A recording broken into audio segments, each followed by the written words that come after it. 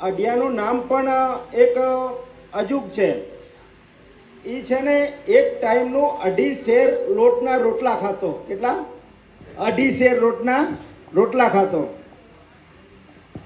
ઘરવાળા થાકી ગયા હતા એના રોટલા બનાવીને.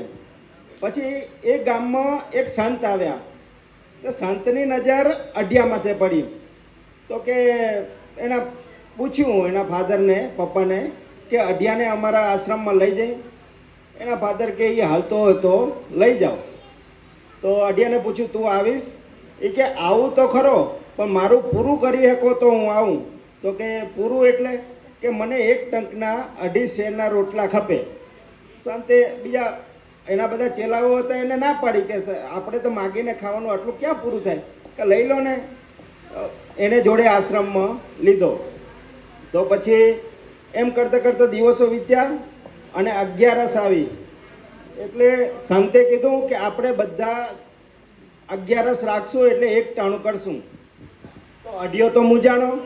એ કે મારે તો ખાવા જોઈએ ગુરુદેવ, મને 2.5 શેરના રોટલા ખપે, આપને 11 પોહાય નહીં. તો કે મને કે તમે એક કામ કરો, તમે 11 રાખો, મને લોટને સીધું બધું જે આપવું હોય એ આપી દો, તો હું નદી કિનારે જઈને મારું બનાવીને ખાઈ લઈશ. તો પછી એના ગુરુદેવે કીધું કે આપો. 2.5 શેર લોટ આપ્યો, એને જે સીધું ખપતું હતું એ આપ્યું. તો એ લઈને અઢિયો ગયો. પણ ગુરુજીએ કીધું હતું કે તું જે બનાવીને ખા એ ઠાકરને ભોગ ધરી અને પછી ખાજે. તો કે સારું, કાંઈ વાંધો નહીં, ઠાકરને ભોગ ધરીને ખાઈશ.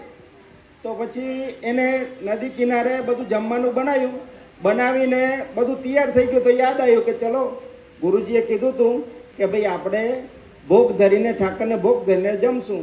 તો એના જોડે એક રૂમાલ હતું, રૂમાલ ઢાંકી અને હાથ કર્યો, હે મારા ગુરુના ઠાકર, આ ભોગ ધરાયો છે, તમે જમી જાઓ. તો હાથ ગયો રામ જોડે.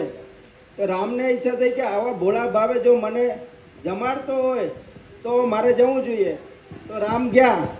રામ જઈ અને એના આગળ બેસી ગયા. તો અઢિયાએ આંખ ખોલી. તો એને રામને જોયા. એટલે કે તમે ગુરુના ઠાકર.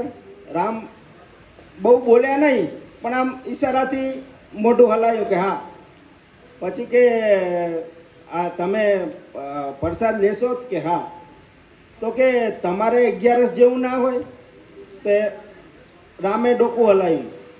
તો કે આ બધો 11નો ઉપાધિ કે અમારા ગુરુદેવે જ લીધી હે, તમને તો ઠાકરને તો 11 જેવું છે નહીં. તો કે સારું, કે પ્રસાદ. રામ તો પછી એ જે બનાવ્યું હતું 2.5 શેરનું, આરોગી ગયા. અઢિયો તો ભૂખ્યો. પછી આમ કરતાં બીજી 11 આવી. એટલે ગુરુદેવને કીધું કે ગુરુદેવ, આ મને એને 2.5 શેરની 5 શેર લોટ આપજો. તો કે ગુરુદેવ કે કેમ 5 શેર? તો કે તમારા ઠાકર રહ્યા ને એ આવીને જમી ગયા હતા, મારા ભાગમાં કાંઈ વધ્યું નહોતું. તો પછી કે સારું, 5 શેર આપો.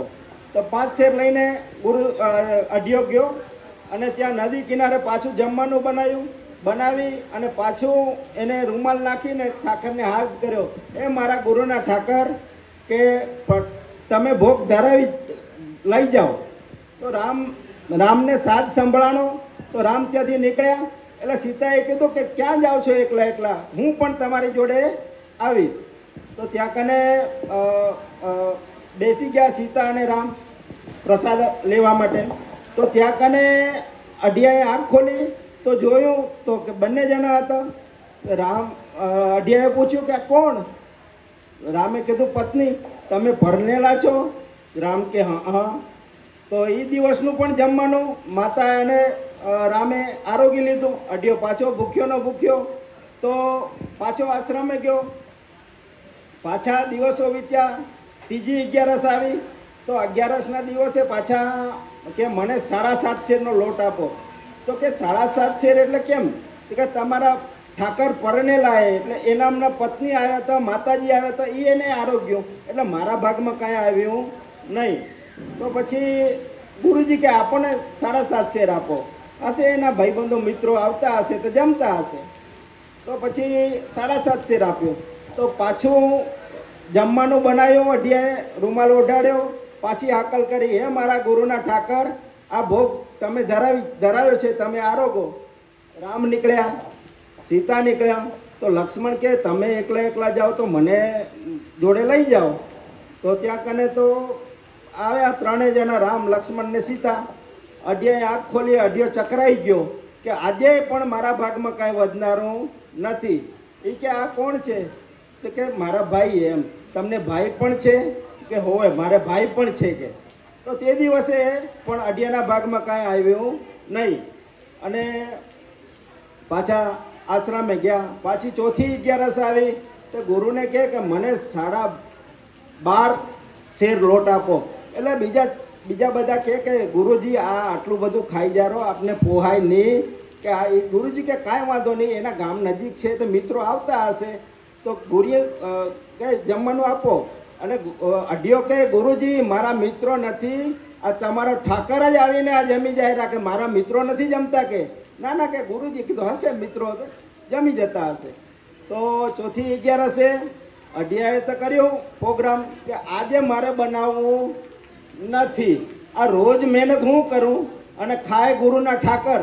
અરે અઢિયાએ તો બધું કાચું હતું, પછેડી ઓઢાડીને હાકલ કરી, એમ મારા ગુરુના ઠાકર જમી જાઓ. ત્યાં તો હનુમાનજી કે હું એ શું કરા રહી જાઉં, હું એ હાલું ને કે ભેગો. તો ચોથી 11 હનુમાનજી આવ્યા.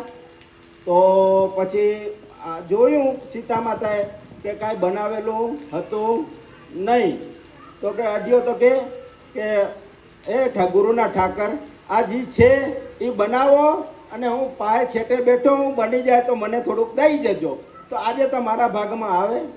તો પછી બધું બનાવ્યું. એટલે રામે કીધું કે હવે મારે પણ મારા ઠાકરને યાદ કરવા પડે, બોલાવવા પડે.